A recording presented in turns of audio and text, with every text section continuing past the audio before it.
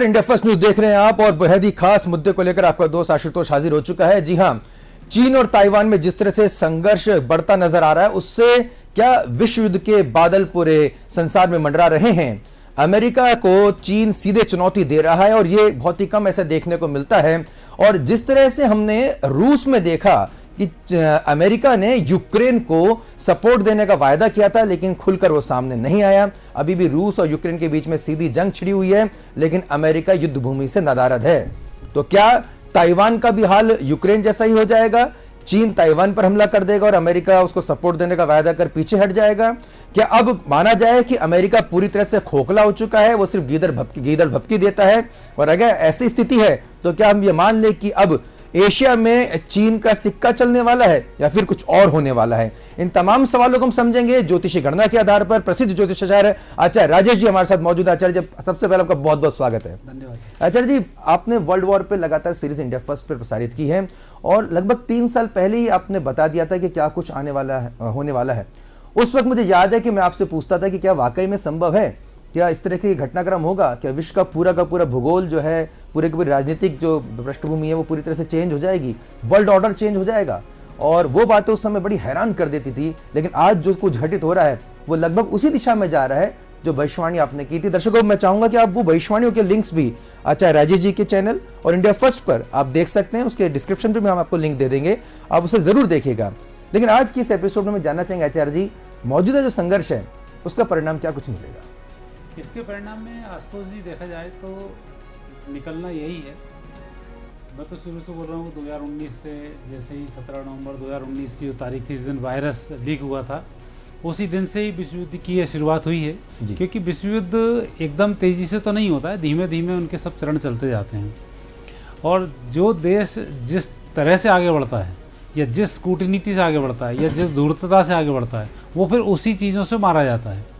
जिस देश की पॉलिसी बहुत अच्छी होती हैं, सर्वजन हिताय होती हैं, उसकी प्रोग्रेस उतनी अच्छी होती है। और एक समय था जब अपराधियों का एक शासन हुआ करता था, अब वो समय 2012 में समाप्त हो चुका है। 12 के बाद से अब जो समय आया है, ये समय ऐसा ही जब भारत भी एक विश्व विजय करेगा, पूरी दुनिया में एक शांति भी होगी और नए सिरे से नए साम्राज्य की स्थापना होगी जो बहुत अच्छा होगा पूरी दुनिया के लिए। और जब नए साम्राज्य की स्थापना करनी हो तो निश्चित रूप से ऐसे जो कूटनीतिक टाइप के जो देश होते हैं, दूसरे को परेशान करने वाले देश होते हैं, इनका भंडाफोड़ भी होता है और ये नुकसान भी उठाते हैं। और जो आपने प्रश्न पूछा, उस प्रश्न के अनुसार निश्चित रूप से अब विश्व युद्ध की तैयारी है। विश्व युद्ध होने के बाद फिर शांति होगी। विश्व युद्ध की तैयारी का अर्थ क्या लगाया जाए आचार्य जी? कब तक विश्व युद्ध हो सकता है? अभी क्या आशंका ही कहूँगा मैं तो इसको, संभावना नहीं, ये धीमे धीमे इसकी शुरुआत होती है। अभी जैसे यूक्रेन और रसिया लड़ रहे हैं, अब ऐसे ही सब देशों को, पड़ोसी छोटे छोटे देशों को हड़पने की एक कंपटीशन शुरू हो जाएगा, या उसको कमज़ोर करने का कंपटीशन शुरू वैसे तो हो चुका है। अजरबैजान हुआ, आर्मेनिया हुआ, ये झगड़ना शुरू हुआ। तुर्की अपने आसपास के देशों को परेशान करता है। भारत से भी इसने, पाकिस्तान ने POK को हड़पा है। तो ये जो जितनी भी परिस्थिति छोटे छोटे देशों के लिए, वो सब अपने अपने करना शुरू कर देंगे। और उसमें होगा ये कि अब 2019 से पूरी दुनिया में कई देश ऐसे हैं जो आर्थिक रूप से बहुत संकट में हैं। और अभी तो आपने देखा होगा अफगानिस्तान का हाल कितना बुरा हुआ, फिर श्रीलंका का हाल आपने देखा क्या हुआ, वो पाकिस्तान का होने वाला है, वही चीन का होने वाला है। और अभी कम से कम 12 कंट्रीज ऐसी हैं जिनके की हाल होने वाले हैं, जो आर्थिक रूप से अब डूबेंगे। तो उस डूबने की कगार पर ही अभी चीन चल रहा है, क्योंकि चीन की वैसे इकोनॉमिक स्थिति पेपरों पे देखी जाए या बाहर जो ओपन हो रही है उसके अनुसार तो ठीक ठीक बताता है, लेकिन जो ग्रहयोग अभी बतला रहे हैं, चीन की स्थिति इसमें बहुत अच्छी नहीं है। अच्छा। और फिर अगले उसमें चुनाव भी आना है। शी जिनपिंग भी चाहते हैं कि वो एक परमानेंट राष्ट्रपति बन जाएं।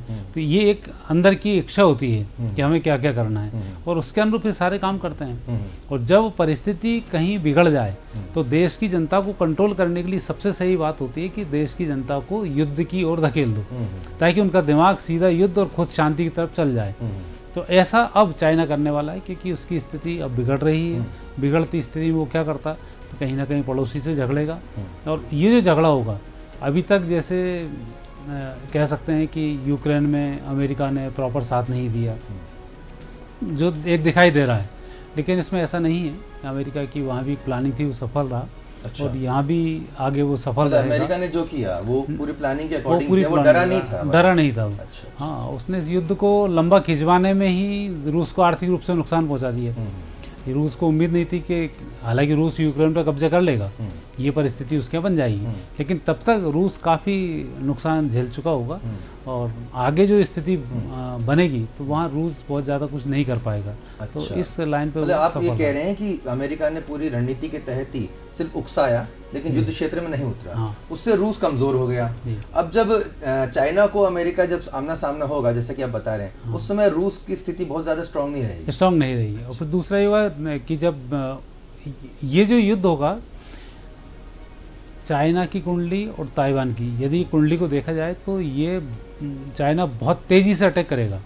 जैसे रूस ने जिस तरह से स्टार्टिंग में एक आध महीने धड़ा की पे कब्जा और ये सब कुछ करना शुरू कर दिया था, ऐसी कंडीशन में चीन लेके आएगा और चीन पहले दूसरे तीसरे दिन ताइवान को बहुत नुकसान पहुंचाएगा। और चौथे दिन के बाद से जो चीन को नुकसान होना शुरू होगा, तब फिर अमेरिका का रोल वहाँ पर शुरू होगा। और उसके बाद हालांकि ये नहीं कि अमेरिका बिल्कुल अंगल से है तो बड़े रहेंगे, इकोनॉमिक रूप से वो भी टूटेंगे और उसके बाद फिर वर्ल्ड वार की शुरुआत हो जाएगी। क्योंकि जब चाइना और इसमें युद्ध होगा तो फिर 2 या 3 धड़े में पूरी दुनिया बदलेगी, कन्वर्ट होगी और फिर 3 धड़े आपस में धीमे धीमे लड़ना शुरू करेंगे। और इस युद्ध की आड़ में जो छोटे छोटे देशों को हड़पना चाहते हैं वो भी अपने तीर कमान निकाल के खड़े हो जाएंगे और युद्ध की शुरुआत अब हो जाएगी। अच्छा जी, इसका समय सीमा कुछ आप समझ पा रहे हैं विश्व युद्ध की जो है कब तक?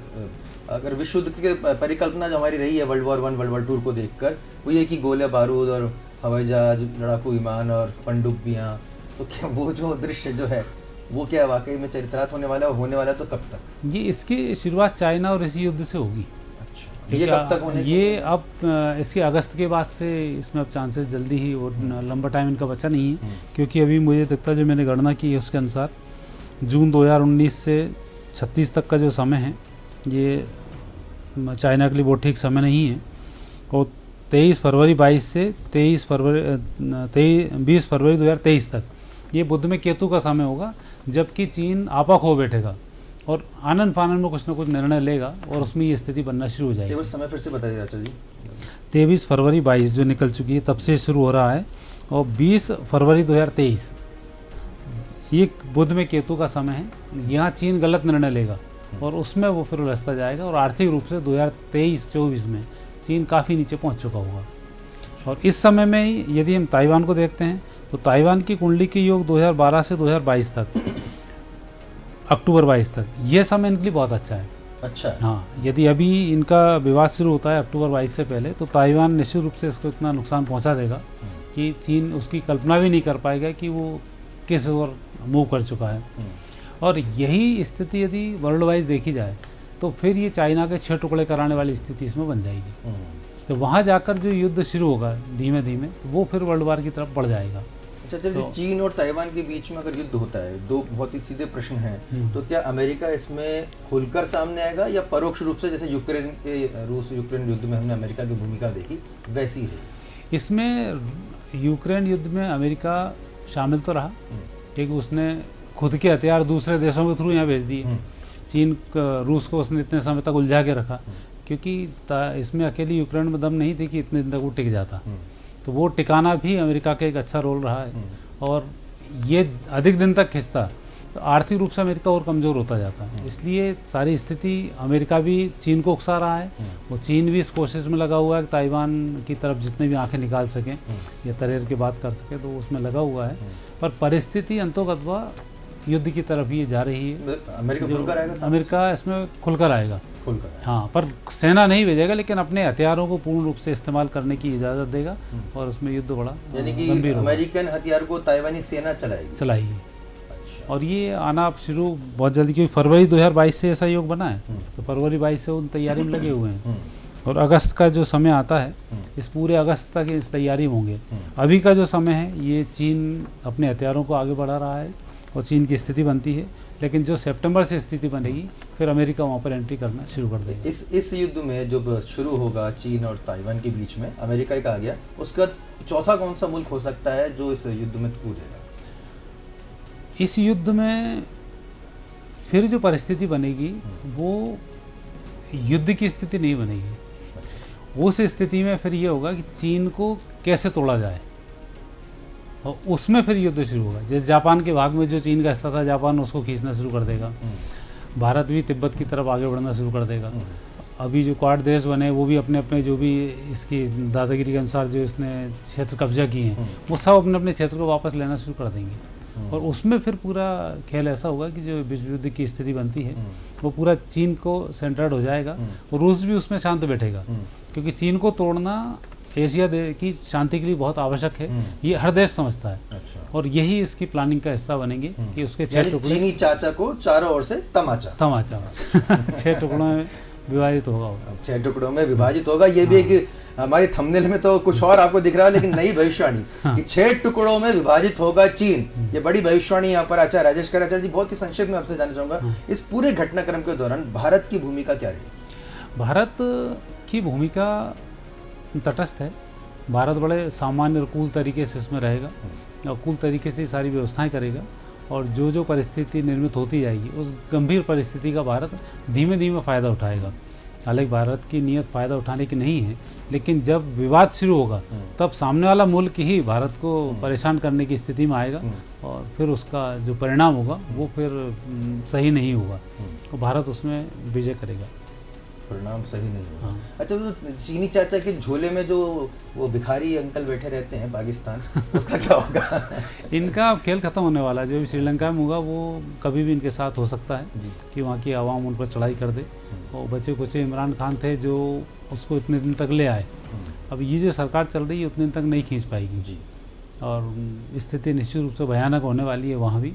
सेना तख्ता पलट कब कर दे कोई भरोसा नहीं, ये भी 15 अगस्त के बाद स्थिति, क्योंकि ये जो 14 अगस्त उनका बनेगा उसके बाद स्थिति वहाँ भी नेगेटिव होगी, नेगेटिव हो जाएगी। आचार्य जी, चाइना, अमेरिका और ये तो तमाम जो मुल्क है वो परमाणु शक्ति संपन्न है, यानी कि न्यूक्लियर वेपन्स उनके पास में है। क्या कोई परमाणु युद्ध की आशंका आप देख रहे हैं इस दौरान? चीन, ताइवान परमाणु युद्ध की आशंका नहीं है, परमाणु युद्ध यहाँ पर नहीं होगा, लेकिन जो भी मिसाइल है उससे युद्ध होगा, जैसा भी होगा। क्योंकि अब जो ग्रह यदि चीन के, शी जिनपिंग के और पूरी दुनिया के हम देखते हैं तो अब ये वामपंथ समाप्त होने को है। चीन में अब स्वस्थ लोकतंत्र की स्थापना होगी। चीन वापस 6 टुकड़ों में भले ही बढ़ जाएगा, लेकिन वहाँ जो लोग हैं, जो उनके अंदर ऊर्जाएं हैं, वो फिर काम करना शुरू करेंगी। तो कुदरत भी एक ऐसी होती है जो अच्छे ऊर्जावान लोग कहीं पिस रहे हों, उनको लाने के लिए इस तरीके की विध्वंस करती है, तो वो स्थिति वहाँ पर बनेगी, और उसके बाद फिर चीन का उदय होगा, फिर नए सिरे से पूरी सृष्टि होगी और लोकतंत्र की वहाँ पर स्थापना होगी, फिर सारे काम ठीक होंगे। भारत की सीमा का विस्तार अखंड भारत की ओर, अखंड भारत की ओर, भारत से मित्रवत संबंध हो जाएंगे। अखंडता की ओर तो यही कहें कि यदि हमारे 10 मित्र हैं तो हम मान सकते हैं कि 10 एरिया हमारे हैं, तो वो स्थिति आई तो भारत अपनी सीमाओं को नहीं लांघेगा पीओके छोड़कर, बाकी स्थिति में हम मजबूत रहेंगे। बहुत बहुत धन्यवाद आचार्य जी महत्वपूर्ण चर्चा के लिए। मैं मन तो कर रहा है कि कुछ और सवाल आपसे पूछते रहूं, लेकिन मुझे लगता है कि इन सवालों के बीच में हो सकता है कि एक आध मिसाइल वहाँ पे चीन इन हरकतों के बीच में डाल दें। चीन की इन कुटिल चालों का क्या होगा परिणाम, आचार्य जी ने काफी कुछ संकेतों के जरिए, शब्दों के जरिए आपको बता दिया है कि चीन अपने मुंह की खाने को अब तैयार बैठा है, ये डेस्टिनी हो चुका है, और हमें इस समय बहुत ही मजबूती के साथ हमारे देश के राष्ट्रवाद के साथ खड़े रहना है। पाकिस्तान जो कि चीन के रहमो करम पे पलता है, उसका भी बहुत बुरे हाल होने जा रहे हैं, और 14 अगस्त आचार्य जी ने बता दिया कि उसके बाद से उसके बुरे हाल होना शुरू हो जाएंगे। वहाँ की जनता, वहाँ की आवाम जो है वो ही हुक्मरानों के खिलाफ मोर्चा खोल देगी, और वहीं अमेरिका भी जो चीन से जब उलझेगा तो निश्चित तौर पे उसे भी कहीं ना कहीं कोलेट्रल नुकसान तो होगा ही। चाइना के साथ साथ अमेरिका की इकोनॉमी भी काफी वहां पे पीछे धकेल दी जाएगी। रूस पहले से उलझा हुआ है यूक्रेन के युद्ध में, लिहाजा रूस काफी कुछ चीन का, बहुत कुछ चीन का सपोर्ट यहाँ पे कर नहीं पाएगा। तो एक बड़ी आर्थिक ताकत के तौर पर भारत आने वाले वर्षों में, आने वाले दिनों में उभर कर सामने आएगा। तो मजबूती के साथ खड़े रहिए उस पलों को देखने के लिए कि भारत फिर से विश्व गुरु बनने की राह पर आगे बढ़ रहा है। आपको ये प्रोग्राम कैसा लगा, आप और कुछ क्या जानना चाहते हैं, हमें कमेंट्स करके जरूर बताइएगा। हमें आपके विचारों का बहुत इंतजार रहता है। अच्छा, राजेश जी को भी हम आपके सामने समय समय पर लाते रहेंगे, अलग अलग विषयों पर चर्चा करते रहेंगे। फिलहाल अपने दोस्त आशुतोष को दीजिए इजाजत। देखते रहिए इंडिया फर्स्ट न्यूज। नमस्कार।